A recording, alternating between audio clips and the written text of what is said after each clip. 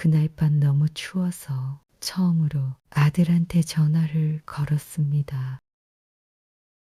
나는 아직도 그날 통장 잔고를 기억합니다. 정확한 금액까지요. 4억 2,432만 원. 평생을 아끼고 쪼개고 참아가며 모은 돈이었습니다. 근데 그 숫자가 이렇게 선명하게 남아있는 이유는 그 돈이 커서가 아닙니다. 그걸 단 하루 만에 다 없앤 날이기 때문입니다. 은행 창구 직원이 화면을 보더니 저를 한번 쳐다봤습니다. 그리고 다시 한번 확인했습니다. 전액이체가 맞느냐고. 나는 망설이지 않았습니다. 그저 고개를 끄덕였습니다. 그 순간 이상하게 가슴이 벅찼습니다. 드디어 내가 부모 노릇을 제대로 하는 것 같아서 집에 돌아오는 버스 안에서 창밖을 보며 나는 혼자 이렇게 생각했습니다. 이제 됐다. 그 말이 지금 생각해보면 내 인생에서 가장 비싼 말이었습니다. 사실 나는 원래부터 돈을 쓰는 사람이 아니었습니다. 평생 모으는 사람이었어요. 옷은 항상 계절이 지나고 세일할 때 샀고 신발은 밑창이 달아 구멍이 날 때까지 신었습니다. 시장에 가서도 외식은 아이들 생일 때나 겨우 한 번 했습니다. 아까워서가 아니라 나한테 말고 쓸 곳이 있었으니까요. 그게 당연하다고 생각하며 살았습니다. IMF 때 남편이 직장을 잃었을 때도 나는 울지 않았습니다. 다음날 아침 동네 식당에 나가서 일을 시작했어요. 손이 물에 불어 터지고 밤에 집에 돌아오면 손가락 마디가 쑤셔서 잠을 못 잤습니다. 그래도 아이들 앞에서는 아무렇지 않은 척 했습니다. 엄마는 괜찮아. 그 말을 그렇게 입에 달고 살면서 정작 나 자신한테는 단 한 번도 해준 적이 없었습니다. 괜찮냐고 물어본 적조차 없었습니다. 그냥 괜찮아야 했으니까요. 그게 엄마라는 이름의 무게였습니다. 아들 결혼 이야기가 처음 나왔을 때 나는 기쁘기보다 이상하게 마음이 바빴습니다. 며느리 집안이 우리보다 형편이 낫다는 말을 들은 순간부터였습니다.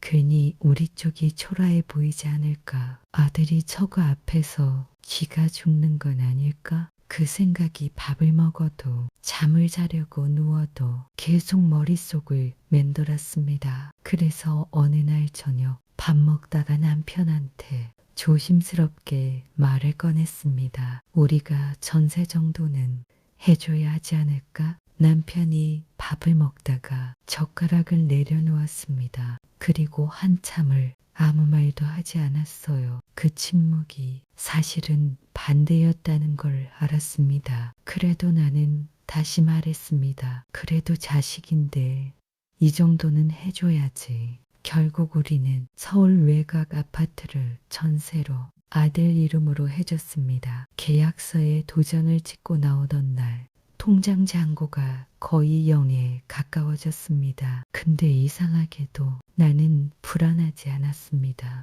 오히려 뿌듯했습니다. 어깨가 가벼웠습니다. 그 감각이 오래가지 않을 줄은 몰랐습니다.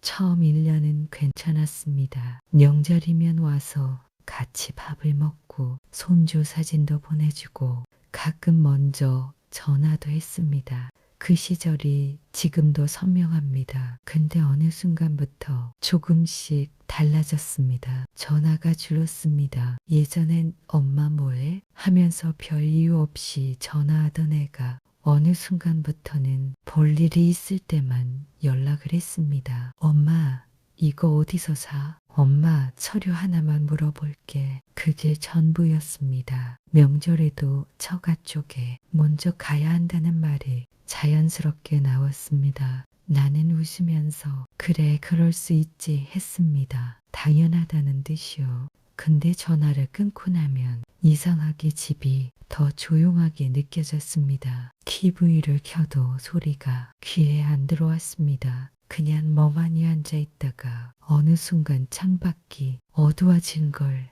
알아챘습니다. 그렇게 하루가 지나갔습니다.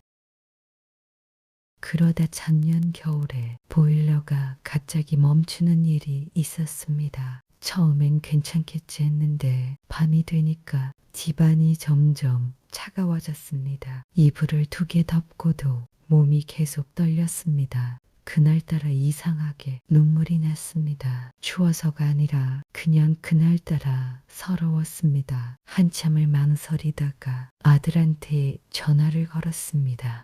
벨이 길게 울렸습니다. 끊을까 생각하는 순간 연결이 됐습니다. 엄마 왜? 나는 괜히 눈치를 보면서 말했습니다. 보일러가 고장났는데 그랬더니 거의 바로 이렇게 말했습니다. 나 지금 바쁜데 AS 직접 부르면 되잖아. 너무 당연하다는 말투였습니다. 더 이상 할 말이 없었습니다. 그래, 알았어. 미안해. 바쁠 텐데 전화를 끊고 나서 한참을 가만히 앉아 있었습니다. 그날 밤 나는 보일러보다 마음이 더 식었습니다. 그리고 그때 처음으로 생각했습니다. 내가 어쩌다 이렇게 아들한테 전화 한 통도 눈치를 봐야 하는 사람이 됐었는지를. 며칠 뒤였습니다.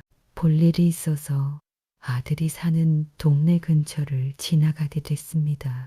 그냥 버스를 타고 가는데 창밖으로 그 아파트 단지가 보였습니다. 그 순간 이상하게 발이 무거워졌습니다. 다음 정류장에서 내렸습니다. 딱히 계획이 있었던 건 아니었습니다. 그냥 발이 멈췄습니다. 아파트 입구 앞 벤치에 앉아서 한참을 있었습니다. 올라가면 문을 열어줄까? 반가워할까? 아니면 왜 왔냐고 당황한 얼굴을 할까? 이런 생각 자체를 하는 내 자신을 보고 결국 일어서지 못했습니다.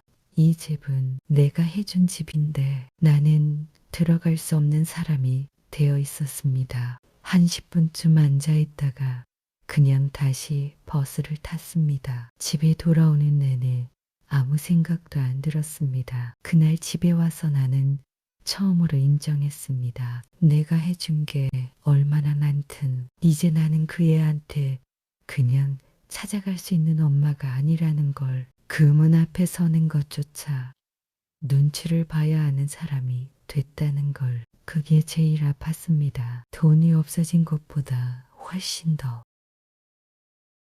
그날 이후로 나는 계속 생각했습니다. 왜 이렇게 됐을까? 내가 뭘 잘못한 걸까? 더 잘해줬어야 했나? 아니면 너무 많이 해줘서 이렇게 된 걸까? 생각하면 할수록 답이 더 안 나왔습니다. 그러다가 어느 순간 이상한 생각이 들었습니다. 나는 돈을 준 게 아니라 기대를 같이 보낸 게 아니었을까? 말로는 한 번도 안 했습니다. 그런데 마음속으로는 계속 이런 생각을 하고 있었던 겁니다. 이 정도 해줬으면 나를 좀 더 챙겨주겠지. 이만큼 했으면 알아주겠지. 그런데 지금 생각해보면 그건 사랑이 아니라 조건이었습니다. 나는 엄마였는데 어느 순간부터 거리를 하고 있었던 겁니다. 돈을 주면서 내 외로움도 같이 넣고 내 불안도 같이 넣고 내 기대도 같이 넣었습니다. 그걸 이제야 알았습니다. 근데 또 한편으로는 이런 생각도 들었습니다. 부모가 이 정도 기대도 하면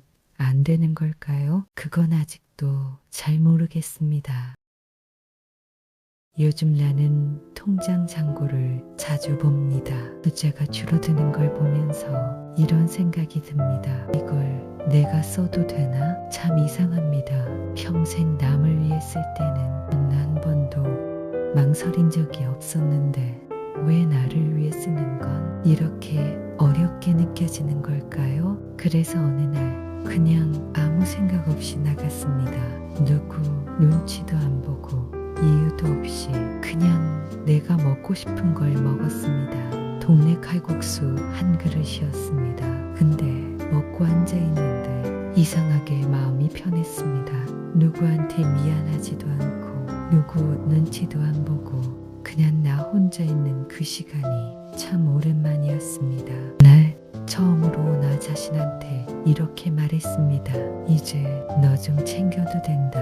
늦었다고 생각하지 않으려고 합니다. 이제는 자식 눈치 보면서 사는 게 아니라 내 하루를 내가 고르면서 살아보려고 합니다.